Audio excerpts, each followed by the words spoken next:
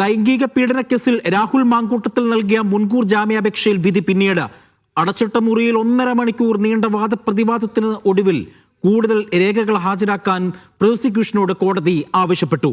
അതുവരെ അറസ്റ്റ് തടയണമെന്ന പ്രതിഭാഗത്തിന്റെ ആവശ്യം കോടതി അംഗീകരിച്ചില്ല. ഗർഭചിത്രം നടത്തിയതിനുള്ള തെളിവുണ്ട് എന്നും അറസ്റ്റ് ചെയ്ത് ചോദ്യം ചെയ്യണമെന്നും പ്രോസിക്യൂഷൻ ആവശ്യപ്പെട്ടു. ഉഭയസമ്മതപ്രകാരമുള്ള ബന്ധമാണ് യുവതിയുമായി ഉള്ളതെന്നും ഗർഭചിത്രത്തിന്റെ മരുന്ന് കഴിക്കാൻ താൻ നിർബന്ധിച്ചിട്ടില്ല എന്നും രാഹുൽ വാദിച്ചു. അതിജീവിതയ്ക്ക് പീഡനം നടന്നു എന്ന് പറയുന്ന കാലയളവിൽ പോലീസുമായി ബന്ധമുണ്ട് എന്നും രാഹുൽ ആരോപിച്ചു.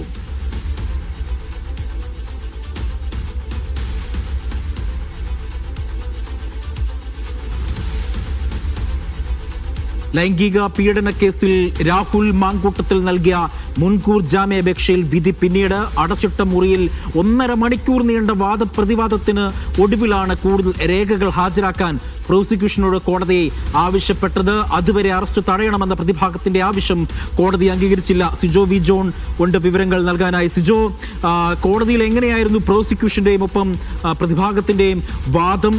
എപ്പോഴായിരിക്കും ഇതുമായി ബന്ധപ്പെട്ടുള്ള വിധി പറയൽ നടക്കുക?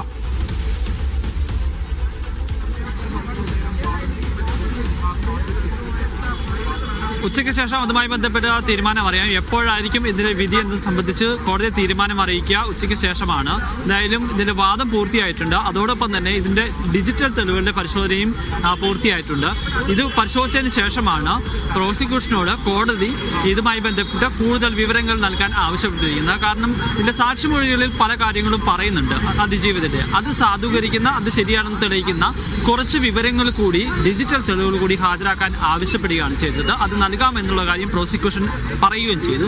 അപ്പോഴാണ് രാഹുലിന്റെ അഭിഭാഷകൻ അങ്ങനെ വിശദമായ പരിശോധനകളിലേക്ക് പോവുകയാണെന്നുണ്ടെങ്കിൽ ഉറപ്പായും ഇതിന്റെ വിധി വരുന്നതോടെ, പരിശോധന പൂർത്തിയാകുന്നതോടെ അറസ്റ്റ് തടയണമെന്നൊരു ആവശ്യം മുന്നോട്ട് വെക്കുന്നത്. അപ്പോൾ പ്രോസിക്യൂഷനാണ് അക്കാര്യത്തിൽ ഒരു ഉറപ്പ് നൽകാൻ പറ്റത്തില്ല എന്ന കാര്യം പറയുകയും ചെയ്തിരിക്കുന്നത്.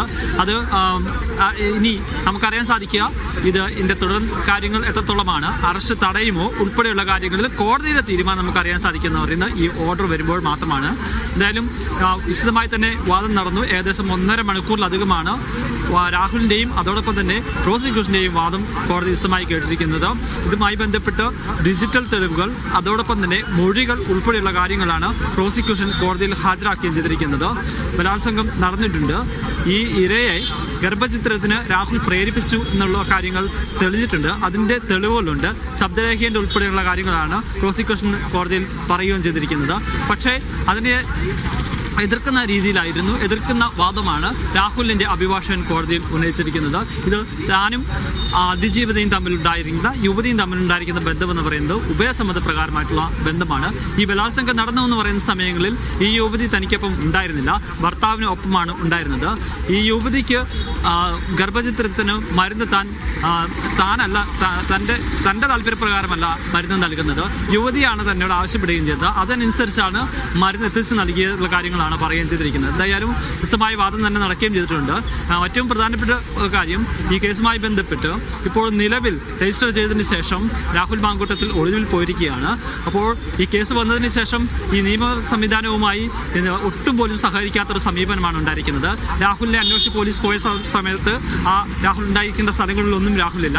ഇയാൾ ഒളിവിൽ പോയിരിക്കുകയാണ്. ഇയാൾക്ക് മുൻകൂർ ജാമ്യം കൊടുത്തു കഴിഞ്ഞാൽ സ്വാഭാവികമായും ഇയാൾ വീണ്ടും ഒളിവിൽ പോകും. അന്വേഷണമായി സഹകരിക്കുമെന്ന് പറഞ്ഞാൽ വിശ്വസിക്കാനാവില്ല എന്നുള്ള കാര്യങ്ങളാണ് പ്രോസിക്യൂഷൻ പ്രധാന വാദമായി ഉന്നയിക്കാൻ ചെയ്തിരിക്കുന്നത്.